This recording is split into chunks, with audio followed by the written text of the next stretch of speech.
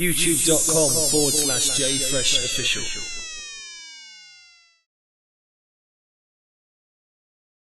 Now, musically, of course, you know, you spoke about some of the changes and trends of music, and obviously, from what I see, you know, we work closely together. It was more when the music became a bit more minimal, like the grime, which evolved into dubstep. That's when you kind of took a back seat because that wasn't really your kind of vibe, was it? No, I like a lot of the dubstep stuff, but you know, it's not really my bag. I've got tons of dubstep that obviously I get and download, and you know. But it wasn't my thing. I don't. For me, dubstep's a good stuff to listen at home, and everyone that likes dubstep and stuff like that and goes clubbing to it, yeah, I can see why you like it. But I'm sort of, because I'm older than a lot of people that go, that wasn't my sort of thing.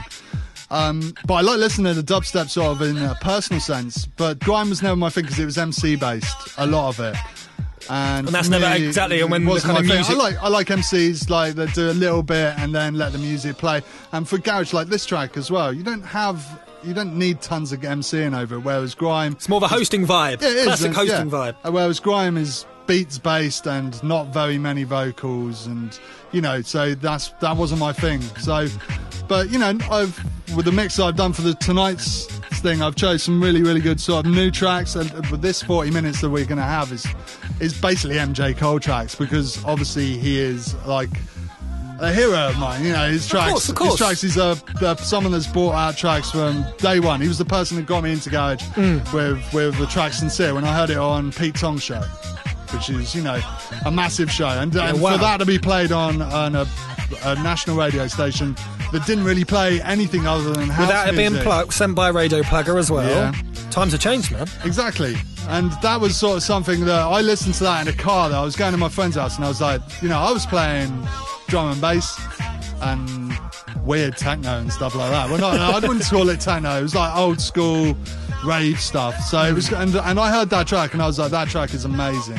What is that? And that opened your eyes. And it opened my eyes, and I went to a shop and I pestered Chris B down at wherever he was at the time. I can't remember the name of the record shop. It was above.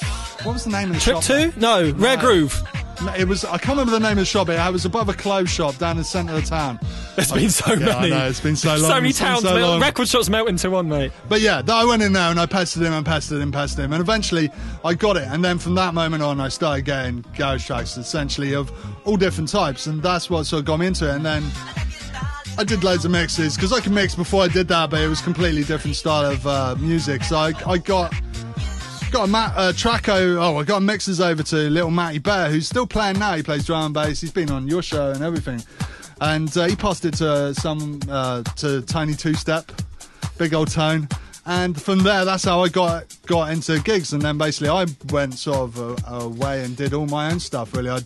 I got lucky and got into the Opera House, and sort of that's how I sort of made it, really. I mean, I got really good gigs. I was playing like 2,000 people and stuff like that. You know, we don't really get that now. You know, 2,000 people in a gig is, you know, unless you're a massive DJ. And I wasn't a massive DJ. I was, you know, a resident, and they just put me on there, and I was like, what am I doing here? You know, and wicked vibes. I was bricking it. I was absolutely bricking it. And I was on before Carl Brown, the legend, and he is an absolute legend. And I was shaking when I went on the decks. So I was like, what am I going to do if I mess up?